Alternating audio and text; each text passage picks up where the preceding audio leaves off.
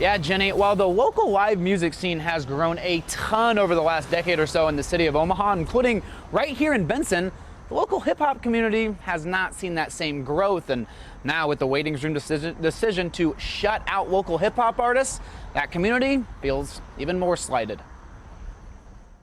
Taking that stereotype of hip-hop and applying it to the entire group without doing it to the other ones, it looks a certain way. Jay Crum, an Omaha-based rapper who has played the waiting room several times, says that for years there's been a bias against black-based music in the community.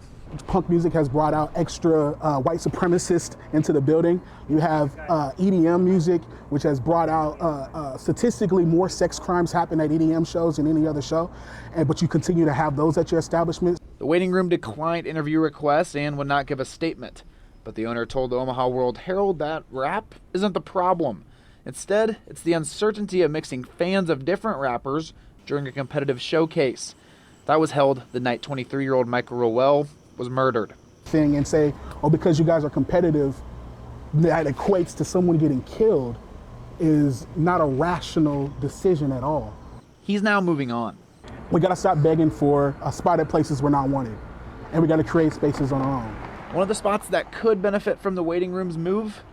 Culture House in North Omaha, a mixed-use arts building that has been hosting rap shows since March.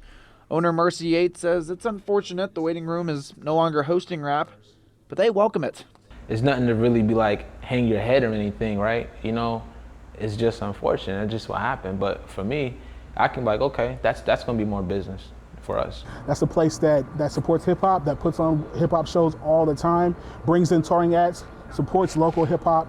Whether local rappers go to Culture House, eventually return to places like the waiting room, or find somewhere else, artists like Jay Crum say the music is vital for Omaha. And the good that hip hop has done for our community is being overlooked. I know people who say, you know, who have told me that local hip hop has literally saved their life.